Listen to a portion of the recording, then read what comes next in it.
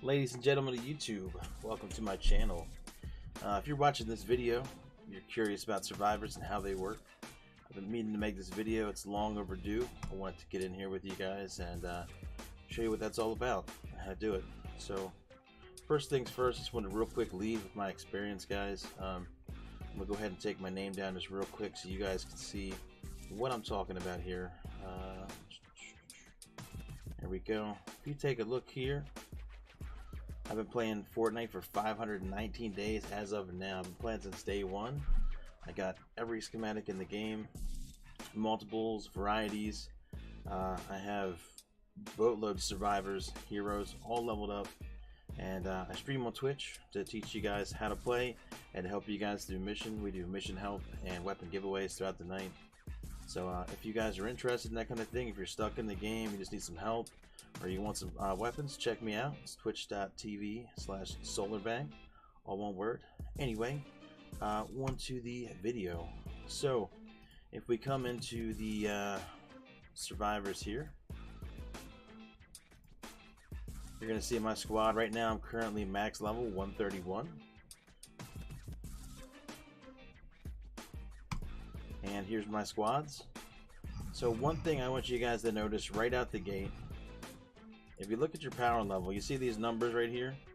It's about 3,200 each one, give or take. Most of that power level comes from your survivor squads and your research. So the two most important things I can tell you guys, whether you're new or you've been here a while, is you want to keep using this research to fill these up. Start with your offense and your tech, and then slowly work your way to these things, your resistance and your health, because the attack and your tech are most important. That's what's going to carry you. Your health and all that's not going to make a huge difference. It'll definitely help you, but in terms of priority, it's not a priority. So anyway, into the survivors. So I thought this video was super important to make because when I first started the game, again, over 500 days ago, the mythic leads were really hard to get. And just recently, Fortnite started releasing them as mega alerts on missions. When I say mega alerts, I mean there's 4 times missions. So when you go into the map, they're actually available now. You don't have to put money out. See, I had to buy a bunch of super people llamas, upgrade llamas, people llamas to get those. So ideally, what you want to do is have a mythic lead and then legendary survivors to fill those squads. And you wanna have these bonuses tied together. So you have like 3 of one type, like certain types take 3. See how it says melee bonus in here? Matches 3 out of 3. And then you want to have 2 squads of 2 because those bonuses, they either take 3 or 2, and when you look at the bonus, when you slot it, you'll see 2 out of 2, 2 out of 2. So every squad you want 3, 2, 2. But let's take it back for a second because I don't want to confuse you guys with all this. The most important thing is this is all numbers driven, right? So when you go to slot a survivor, it's going to give you a number. It's going to give you a number right here. Notice how this says 28, right? This says 23. The highest number is the best way to go, hands down, regardless of what matches, what doesn't match. But what you want to do is you want to get your lead established, preferably as soon as possible, your mythic lead, so you know what the squad's going to be, and then you can start matching it. Don't get rid of your survivors, though. You might have to change those squads down the road, so you want to make sure that you have every single one of these survivors you hold on to until you got everything locked and loaded. You get a legendary, hold on to it, because they're not as easy to come by. They're a lot easier than they used to be to get, but they're still not super easy. So this is going to be the meat of the video. This is what y'all have been waiting for, basically. Even if you get epic or rare ones, you know, blue, purple, you want to just make sure it's a higher number. The number one thing though is matching these up, because if you don't match these up with a mythic, you get a penalty. The number will be red, it's less. Now if the number's higher than your current survivor, still do it because it's going to make you stronger. But if at all possible, you want to make sure you get the highest number you can get. So you want the highest rarity, which is the most important, as well as that personality match, especially when you have a mythic lead, which you're going to start seeing on these missions. So now I want to real quick go in my collection book, because I used to have like 8 rows of mythic leads. I bought that many llamas, guys, that many. But I want to show you what they look like, because you're probably wondering, okay, well, how do I know, what mythic leads are out there? So if I go to the armory here and I go to the collection book, I go to personnel, and then I go to unique leads. This is all the mythic leads. So I had so many mythic lead survivors that I actually had enough to have a full set of 8 to use, a full extra set in my inventory, just in case they all open up gifting down the road and I can hook you guys up, and enough to put in my collection book. The rest I recycled. So if you guys are trying to get like for your doctor squad, you have these 3. You have competitive, analytical, and pragmatic. So when I say these personality types, they are right here. See, there's these symbols, right? That crown means they're a lead. This symbol is a personality, right? That one right here to the left on the right side of the card, it's the left symbol.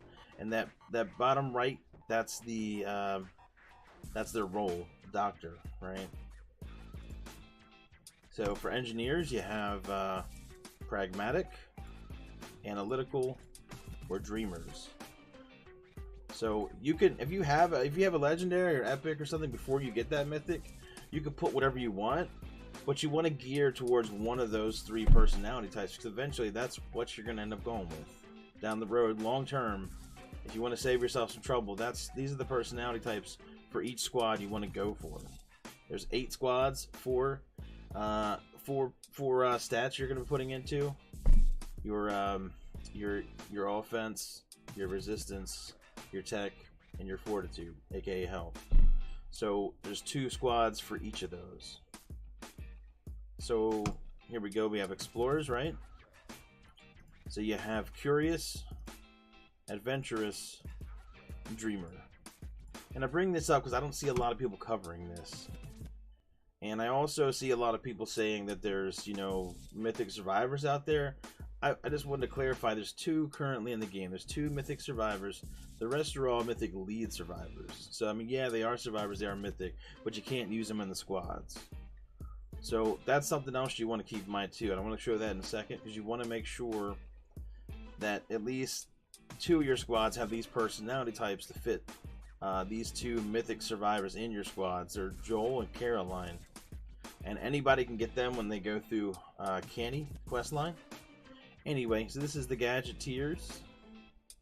So we have a analytical, a dependable, and a curious. For inventors, we have a dreamer, cooperative, and pragmatic. For martial artists, we have adventurous, competitive, and dependable. For marksmen, we have cooperative, dependable, and adventurous.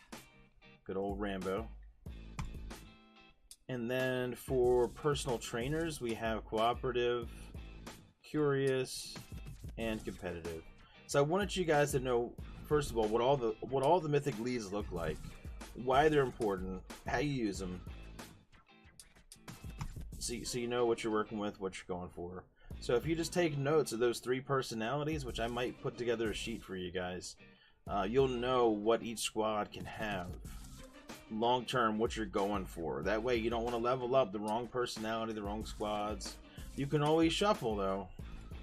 And I even have some squads here with the same personality. Notice how my EMT squad and my gadget squad have the same personality. So it's cool. So down the road I can always shuffle. I leveled up a survivor, I just move it to a different squad. But it's all about the numbers, guys. So for example, this is one of the mythic survivors I was telling you about. This is Carolina, okay? So she is she's one of the mythic survivors that's not a leader that you can get in your squad. So you gotta at least have 1 adventurous personality squad to put her in.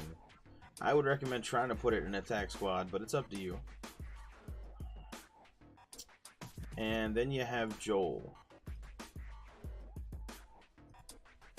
And Joel is, let me see, here he is. So I haven't leveled him up yet. I don't have a squad for him yet. I have 2 squads using the Dreamer personality, but I haven't got 2 other survivors to match this trap bonus yet. I'm just trying to max everything, and I want everything to match when I do it. I'm already max level, so I don't want to make myself weaker to do that, so I'm going to wait till I get the other survivors all ready to go. But I want you guys to know when you're leveling up, just get the highest number you can, even if it means putting Joel in that squad. So I know I've thrown a lot at you guys. Your head's probably swollen. Maybe not. Maybe you're already on top of this. You've been seeing a lot of stuff from content creators. I waited a long time to cover this. I've been waiting for this moment, for when they were going to have mythic leads out there as rewards, right? Either in the item shop or as for mission rewards, and they finally did it. So that's when I got this video out. I said, this is the time to cover this, and I'm glad I waited, because it would have been nice to get the info out to you and meet you guys sooner, but the thing is, they changed the UI and everything, so I'm really glad that we waited, and I got to do a nice fresh video for you guys. So anyway, let's review and go to it. You got 8 squads. You got, if you look at this, Fortitude, which is health, offense, which is attack, resistance, which is shield, tech, which is your gadgets and abilities. You have 4 right here, and then you have another 4 with the exact same things that are helping there, your fort stats. So these are the squads: EMT, Fire Team Alpha, Gadgeteer, Corpse Engineering, Training Team, Close Assault Squad, Scouting Party, and Think Tank.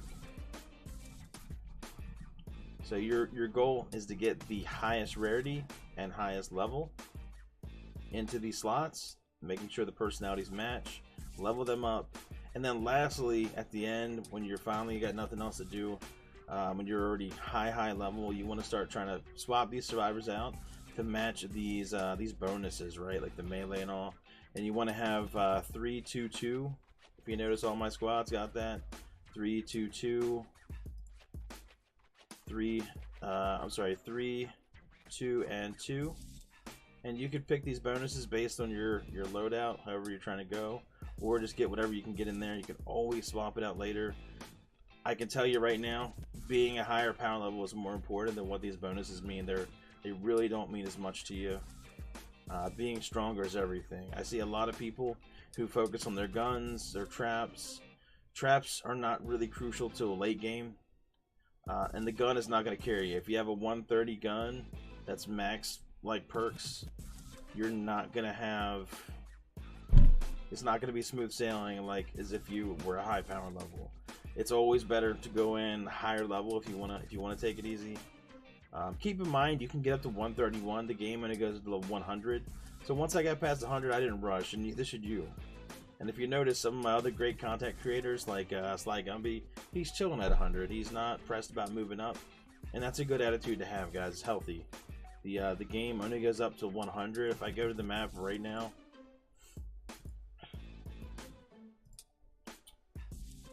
if you look, there's Twine, 70 to 100. That's it. So anyway, hopefully that clears it up for you guys. It's been great making this video. I might go back and try to make a shorter, more condensed version. But go ahead and like and subscribe if you like this video. Let me know in the comments what you think, what you do like, what you don't like, if you want more.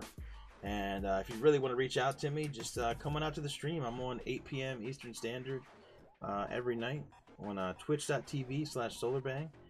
Sometimes the conversations get a little mature and off the deep end, but for the most part, we're family friendly. The stream is rated mature, just in case we go off the deep end, and I'm known to drop some F-bombs and whatnot, or sometimes we'll talk about some really crazy shit that's just, you know, not so safe. So anyway, check it out, and as always, it's been a pleasure. Thank you so much, and I'll catch you guys later.